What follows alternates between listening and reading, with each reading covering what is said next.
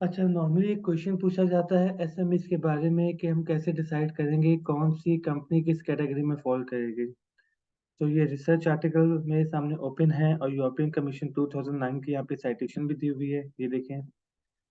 इसकी डेफिनेशन के मुताबिक समझने की कोशिश करते हैं कि कौन सी कंपनी को हम मीडियम एंटरप्राइज कहेंगे, किसे स्मॉल कहेंगे, किसे माइक्रो कहेंगे। तो एसएमईज का मतलब तो होता है स्मॉल मीडियम एंटरप्राइजेस, लेकिन इसमें एक न्यू टर्म ऐड हुआ था माइक्रो का। तो इन तीनों को एक्सप्लेन कर देते हैं कि माइक्रो की कैटेगरी में कैसे फॉल करेगा, स्मॉल की कैटेगरी में कैसे फॉल करेगा और मीडियम की कैटेगरी में कैसे फॉल करेगा। इस एक पैराग्राफ में इन तीनों को एक्सप्लेन किया गया विद साइटेशन। अच्छा, अब बेसिकली इसमें दो क्राइटेरिया है। एक क्राइटेरिया होता है नंबर ऑफ एम्प्लॉयज का और दूसरा क्राइटेरिया होता है उसके एनुअल टर्नओवर का। ये भी बात बहुत समझना जरूरी है। नॉर्मली जब हम एसएमएस की बात कर रहे होते हैं तो हम सिर्फ नंबर ऑफ एम्प्लॉयज की बेस पर डिसाइड कर रहे होते हैं, उसका एनुअल टर्नओवर नहीं देख रहे होते, जबकि इसका एनुअल टर्नओवर देखना चाहिए। इसकी एग्जांपल मैं आपको समझाऊंगा जब मैं स्मॉल स्मॉल एंटरप्राइजेस को पढ़ाऊंगा। तो सबसे पहले तो मीडियम को डिस्कस कर लेते हैं। तो मीडियम का क्राइटेरिया इन्होंने दिया हुआ है कि 250 से कम आपके एम्प्लॉयज हो और 50 मिलियन यूरो से आपका एनुअली टर्नओवर कम होना चाहिए। मतलब आपके जो नंबर ऑफ एम्प्लॉयज है वो 250 से कम होंगे और 5 करोड़, 50 मिलियन तक में 5 करोड़ बन जाएंगे। 5 करोड़ यूरो से आपका एनुअल टर्नओवर कम होना चाहिए, तो ये दोनों क्राइटेरिया फॉलो करेंगे। इसी तरह स्मॉल के लिए क्या होना चाहिए, आपके नंबर ऑफ एम्प्लॉयज 50 से लेस होना चाहिए। लेकिन नॉर्मली इस बात का ख्याल रखा करें कि जब भी आप बोलेंगे 50 से लेस होना चाहिए तो आपको ये भी कहना चाहिए ग्रेटर देन 10 भी होना चाहिए। मतलब 10 to 50 की रेंज में होना चाहिए।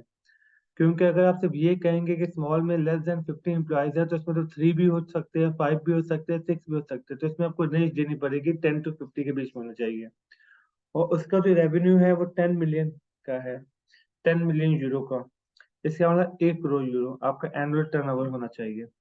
और तीसरा आ जाता है माइक्रो। माइक्रो में आएगा कि आपके एम्प्लॉयज लेस देन 10 होने चाहिए, 10 से कम होना चाहिए।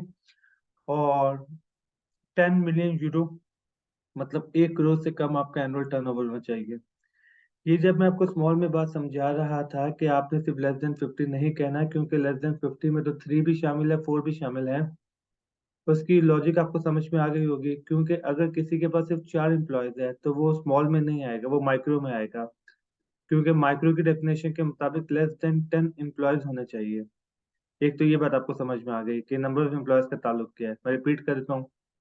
मीडियम में थे लेस देन 250 हो, और ग्रेटर देन आप समझ लें 49 हो, मतलब 50 to 250 की रेंज में है तो वो मीडियम में आ जाएगा। 10 to 49 की रेंज में है तो वो स्मॉल में आ जाएगा। और लेस देन 10 है, एक एम्प्लॉय, 2 3 4 5 6, तो वो भी माइक्रो में आ जाएगा। ये तो था नंबर ऑफ एम्प्लॉयज का ताल्लुक। जहां तक बात है एनुअल टर्नओवर की, तो मीडियम के लिए उन्होंने क्राइटेरिया दिया हुआ है 15 मिलियन का, स्मॉल के लिए क्राइटेरिया दिया हुआ है 10 का, और आपके माइक्रो के लिए दिया हुआ है 2 मिलियन का। अच्छा, क्योंकि यूरोपियन कमीशन की है और उन्होंने आई थिंक यूरोपियन मार्केट के हिसाब से ये रेवेन्यू दिए हुए हैं। अब सवाल ये रेवेन्यू जरूरी क्यों है, क्योंकि नॉर्मली जब हमें पढ़ाया जाता है कि मीडियम ये होता है, स्मॉल ये होता है, तो सिर्फ नंबर ऑफ एम्प्लॉयज का जिक्र किया जाता है, रेवेन्यू का जिक्र नहीं किया जाता, जो टेक्निकली गलत है। उसकी वजह क्या है? उसकी वजह यह है कि जब व्हाट्सएप को सेल किया गया था $18 बिलियन का, उसके total number of employees 47 to 48 थे। तो देखा जाए तो लेस देन 50 हो गए। अगर मैं लेस देन 50 के तौर पे उसको सिर्फ कंसीडर करूं तो मुझे कहना पड़ेगा कि स्मॉल एंटरप्राइज थी। जबकि $18 बिलियन का तो सिर्फ वो सेल हुआ था। एग्जैक्ट एनुअल टर्नओवर की सेल तो मुझे याद नहीं है, लेकिन उसकी जो प्राइस थी वो $18 बिलियन थी जब फेसबुक ने उसको परचेज किया। तो अगर मैं रेवेन्यू को कंसीडर ना करूं इन डेफिनेशन के अंदर, तो फिर मुझे व्हाट्सएप को भी स्मॉल एंटरप्राइज में डालना पड़ेगा, क्योंकि नंबर ऑफ एम्प्लॉयज के हिसाब से तो वो क्राइटेरिया पूरा कर रहा है। इसलिए फिर हमें ये दोनों चीजें देखनी चाहिए। हमें नंबर ऑफ एम्प्लॉयज भी देखने चाहिए और हमें ये भी देखना चाहिए इसका एनुअल टर्नओवर क्या होता है।